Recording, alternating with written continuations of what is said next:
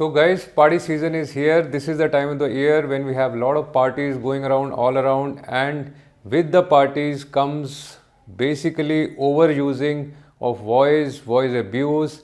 So those people who don't know me, I am Dr. Balbir Singh Gandhi. I am a ENT specialist practicing at Sukhmani Hospital, Safdarjung Enclave. So today what we are going to discuss is how to save our voice during this season.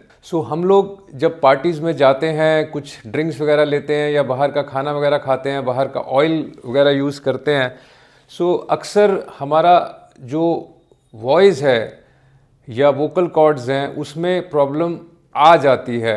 Basically ये होती है voice over use के साथ। आपने कुछ drinks ले रखी हैं, आप अपने वॉइस को ज़्यादा यूज़ कर रहे हो, आप अपने फ्रेंड्स के साथ ऊंचा बोल रहे हो, ज़्यादा बोल रहे हो, वॉइस पे स्ट्रेन आता है, वोकल कॉर्ड्स के ऊपर स्ट्रेन आ जाता है, स्वेलिंग आ जाती है, जिसकी वजह से ये प्रॉब्लम शुरू होती है। या अगर आपको गाने का शौक़ है, आपने बहुत टाइम से गाना नहीं गाया, प्रैक्टिस नहीं करी है, and suddenly you start singing, again vocal cords get strained and then you wake up in the morning next day and you have a hoarse voice, heavy voice. So these are the problems usually which comes when you are overusing your voice or abusing your voice. So what we are going to discuss is how we can protect our vocal cords at this stage. हम लोग जब बात कर रहे हैं या जब हम बोलते हैं, बेसिकली साउंड जो है हमारे वोकल कॉर्ड से बनती है। ये हवा जो होती है, जो हम लंग्स में ब्रीद इन करते हैं, जब ये हवा बाहर आती है, दो झिल्लियाँ होती हैं जिनको हम वोकल कॉर्ड्स कहते हैं। ये मेम्ब्रेन सी होती हैं, पतली पतली झिल्लियाँ होती हैं जो हमारे वॉइस बॉक्स में कहीं यहाँ होती हैं।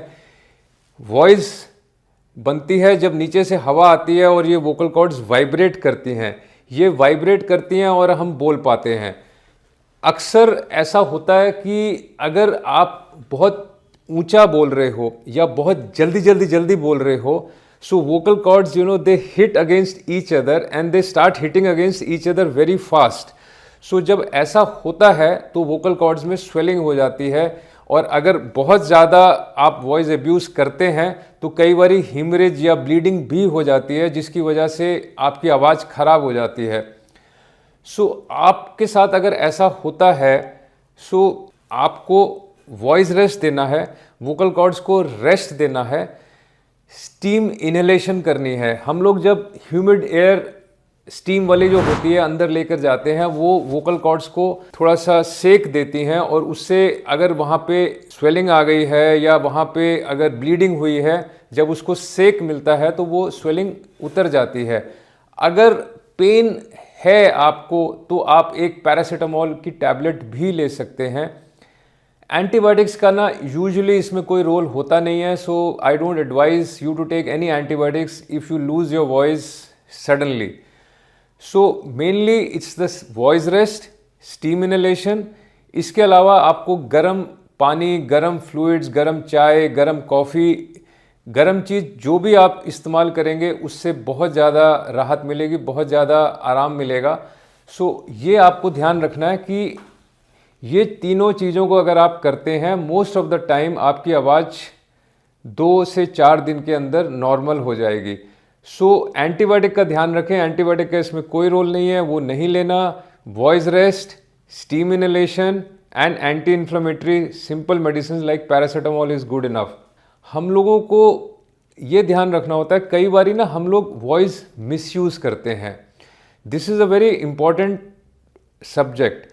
मिसयूज़ इज़ बेसिकली, अगर आप लोग टीवी सीरियल्स वगैरह देखते हैं, जो कार्दाशियन सिस्टर्स हैं या ग्रेज एनाटॉमी में मेरिडिथ सिस्टर्स हैं, they use a voice, they speak in a way, there is a glottal fry. उनकी आवाज़ जो होती है ना थोड़ी करके चलती है। इसमें जो वोकल कॉर्ड्स है ना उसकी वाइब्रेशन बढ़ जाती हैं। If you are speaking like that is voice abuse. You have to avoid, because not only this is annoying to the person who is listening to you, but it damages your vocal cord. So avoid voice misuse.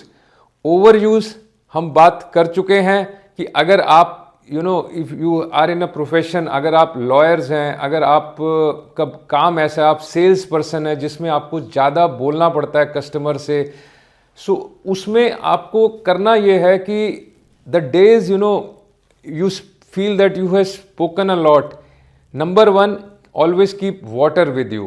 Don't speak on a dry throat. आप अपने पास थोड़ा पानी रखिए. आपने किसी के साथ बात करी है, हर 15 मिनट के बाद एक सिप ऑफ वाटर ले लीजिए. When you speak on a wet throat, it saves your vocal cords. So keep sipping water. Regular water या थोड़ा सा warm water आप लेते हो, उसमें थोड़ा सा शहद डाल लेते हैं, उससे भी आपको बहुत फ़ायदा होगा. आप घर पे आते हैं, आपको लगता है कि आज आप मेरा वॉइस ओवर यूज़ हुआ है, आज मैंने काम पे अपने ऑफिस में या फ्रेंड्स के साथ मैंने वॉइस ओवर यूज़ किया. Do steam inhalations. That is a simple technique. आपने नाक से सांस लेना है, मुंह से छोड़ना है. ये करने से जब वो गर्म सांस आपके गर्म हवा जब आपके अंदर जाती है, वोकल कॉर्ड्स के आसपास से नीचे लंग्स में जाती है और फिर वापसी में फिर वही गर्म हवा आपके वोकल कॉर्ड्स को थोड़ा फर्मेंटेशन करती हुई, हॉट फर्मेंटेशन करती हुई आती है, तो जो भी स्वेलिंग अगर कुछ आई है तो वो ठीक हो जाती है.